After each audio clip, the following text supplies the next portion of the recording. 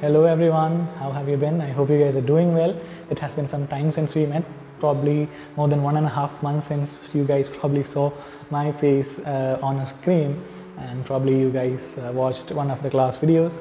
So we need to dust up a lot of things and we need to delve into this new paper, which is appreciating poetry. So in the initial semester we were learning introducing literature, which is a paper which I hold very dear because it is actually a kind of orientation to students who are coming for the first time into the study of literature. So you understand that literature is not just these fancy, very ornamental, romantic, enjoyable things, but rather you start looking at literature as a social text, as something that communicates a lot of things about the society and also something that engages with the problems of the society.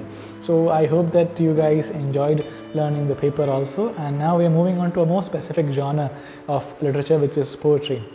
So this is a very special genre. It has a lot of peculiarities which make it interesting to many people. It's not necessary that everybody is like super fond of poetry, but I have seen people who prefer prose and the language of prose and the style of prose more than poetry. Actually, I am one amongst them. So I have my personal reasons. I enjoy reading prose, fiction and articles and personal narratives more than poetry. But I'm also a person who understands how poetry very critically engages with the society, and how poetry is one mode of representation which has a lot of power to move people emotionally and to orient people towards the larger questions of the society. So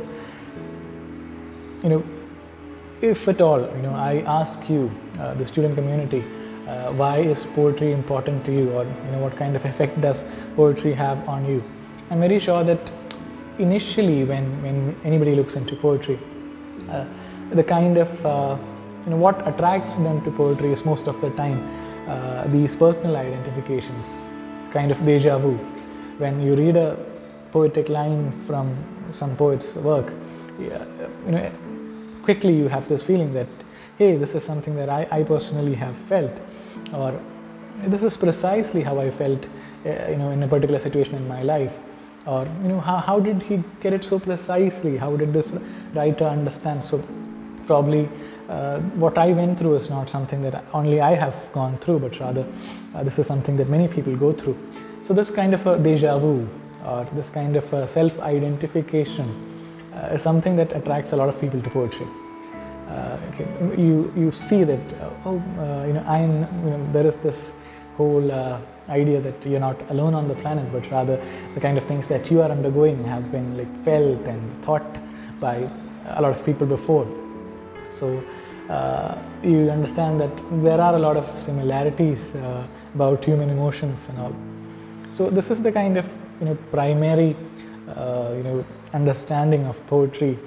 If you, for most of the time, regular people, but for us students of literature, there is much beyond that. As I said, poetry on the one hand gives you these deja vus about your personal identifications, but at the same time it's also a kind of passage which actually lets you into other people's emotions. That is, there could be many experiences that you may not have had, but are so beautifully expressed in poetry that you find yourself very close or proximate to that emotion. So there are a lot of individual limitations that you have, that you may not have felt your gender.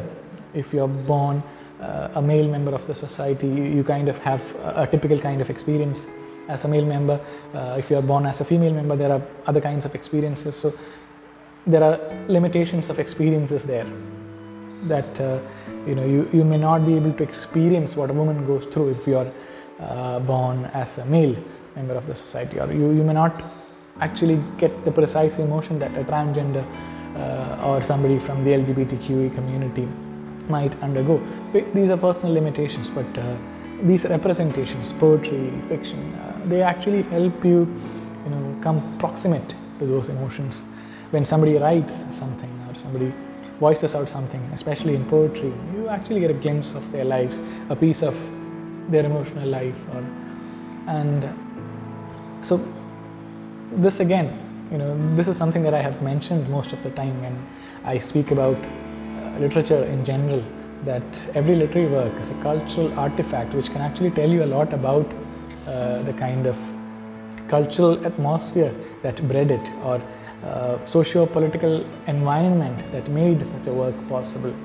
That is, when you take up a piece of poem, it's not an individual isolated unit, but rather it is a representative of those times. Again, it will be easier for you to understand if I give you a more recent example, because now look at this COVID pandemic itself. It is something that is affecting us a lot. This kind of social isolation and not being able to meet people, it's actually creating a lot of changes in our personalities, in our thought process, and there are a lot of mental problems which come along also. So if a person is writing at this point of time, imagine that you sit down to write something, definitely this kind of a cultural atmosphere, this kind of a social atmosphere will definitely influence your writing. When you sit to write, definitely the kind of personal relationships that you write about, everything will be reflected in the work, consciously or unconsciously. You may be saying something entirely different, but subconsciously a lot of these things could be influencing your writing. So similarly, in the case of poetry also, these are cultural artifacts. When you read a poem from probably the 17th century, the poem actually, apart from entertaining you, giving you a kind of musical or emotional feeling, it also can be studied as a text which can reveal a lot of cultural and social information about those times. Probably imagine that you're reading a love poem, probably written in the 18th century. So it can actually tell you a lot about the gender relationships that they had at that point of time. Understand? Or imagine that you're reading a work which was written during the French Revolution, or maybe in the context of India during the freedom struggle of India. Definitely that work of art or that work of poetry would definitely tell you a lot about the kind of atmosphere, tense atmosphere which was there, the kind of values that were prevalent then, what kind of values people believed in at those times, or what kind of how society was structured at that point of time. In this way, poetry can actually give you a lot of cultural and social information about the times in which it was written. And going further, poetry also acts as a kind of platform for us to contemplate about life. That is, it's not necessary that all of us are equipped with very creative minds and very intellectual persona. So when these people write, when there are people who have that kind of potential to find associations and write beautifully about things, it actually provides us an opportunity to contemplate on those things and understand those things better. Now imagine that a poet is writing about some kind of an emotion. You yourself understand a bit deeper about that emotion, and there are a lot more things that poetry performs in our lives. There is this thing called defamiliarization, this concept of defamiliarization, which is very popular, which means that our everyday encounters or our everyday things that we do and we see and we comprehend into our heads, they somehow have become too familiar to us. And most of the time, when it's artistically represented, when it's narrated in a very beautiful manner, we actually understand it as a holistic, a more beautiful thing or event in your life.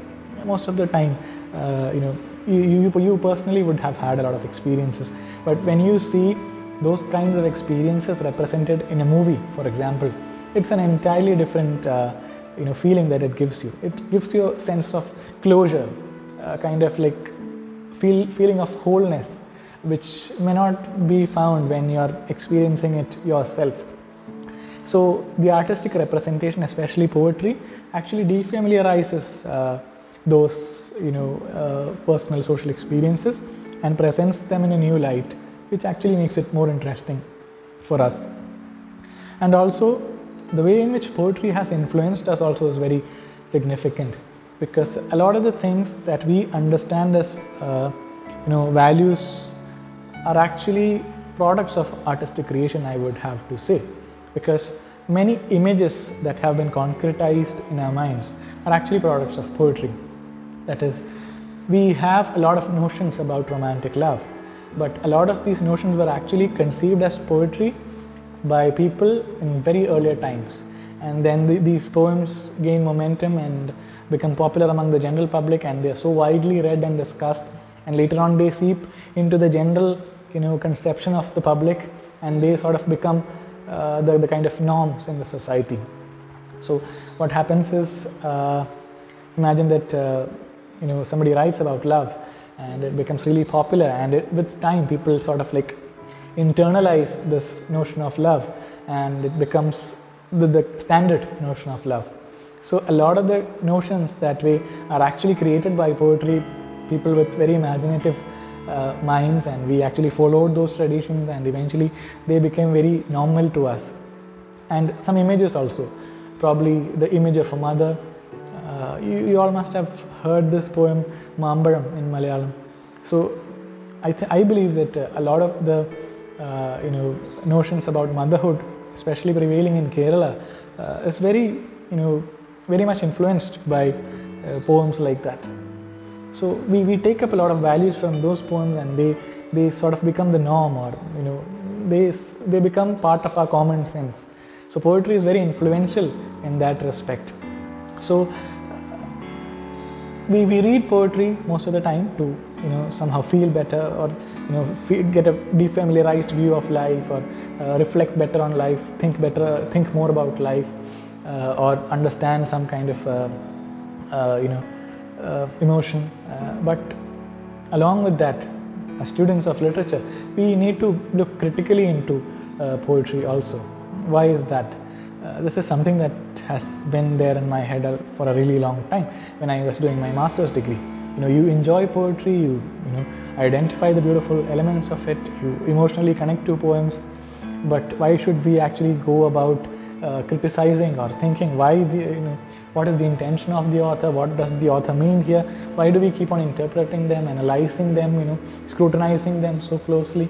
This is a question that I have personally had a lot, and which I was very much troubled by when I was doing my master's degree, and I have had the privilege of asking these questions to a lot of poets also during my master's degree time.